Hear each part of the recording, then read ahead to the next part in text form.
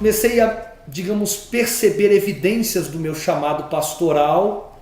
Na verdade, eu creio que as pessoas começaram a perceber bem antes de mim, quando eu era adolescente. Num dado momento da minha vida, eu comecei a sentir um desejo muito grande em conhecer de maneira mais aprofundada as doutrinas da Palavra de Deus. Eu me lembro muito bem que na fase da adolescência eu senti um desejo muito grande, por exemplo, de visitar as pessoas que não iam mais à igreja, que estavam faltando à igreja sistematicamente, ou pessoas que não podiam mais caminhar até a igreja, pessoas idosas, anciãos, doentes. E quando eu menos percebi, os adolescentes estavam me acompanhando nessas visitas. Meu primeiro trabalho ministerial, já como pastor ordenado da Igreja Presbiteriana do Brasil, foi lá no Rio de Janeiro. Eu sou do Rio de Janeiro, né, no presbitério de Belfor Roxo. Foi um período assim de muito aprendizado.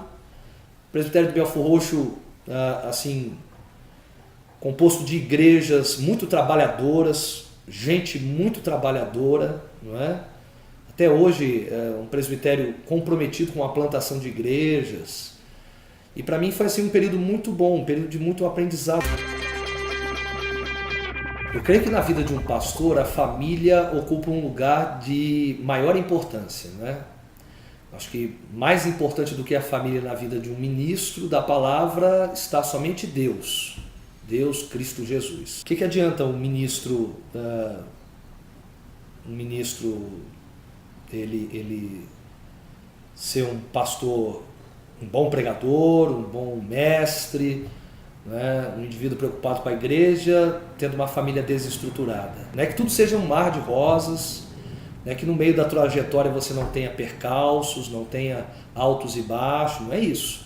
A família do pastor é como a família de qualquer um outro cristão. Os esforços do ministro, eles têm sempre que se concentrar em primeiro lugar em sua família, né? Cuidar da esposa, cuidar dos filhos, porque caso os esforços dele se concentrem em primeiro lugar na igreja e ele esqueça da família, isso será um contrassenso, né? Eu sempre ouvi falar no JMC, desde a época dos meus estudos teológicos, né, de graduação. E eu sempre ouvia falar muito bem do JMC e tinha a esperança de conhecer o JMC, né, o seminário JMC.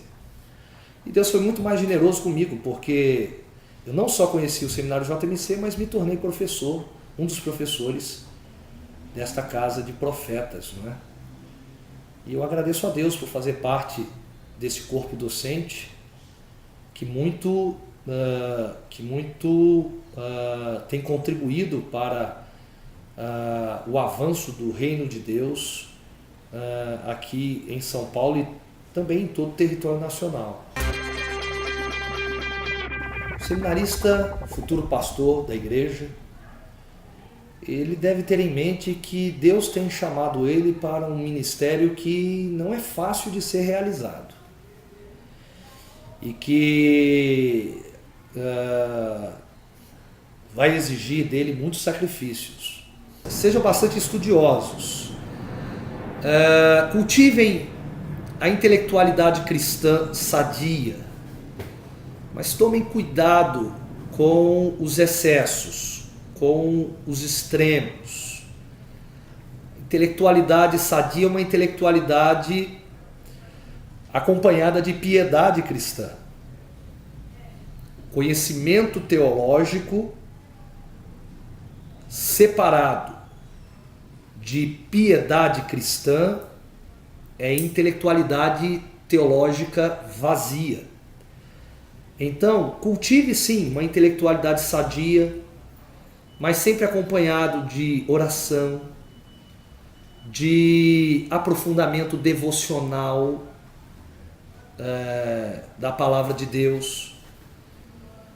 Não tenha a Escritura apenas como um depósito de conceitos teológicos ou ideias teológicas, mas tenha a Escritura como de fato ela é, a palavra do Senhor Deus,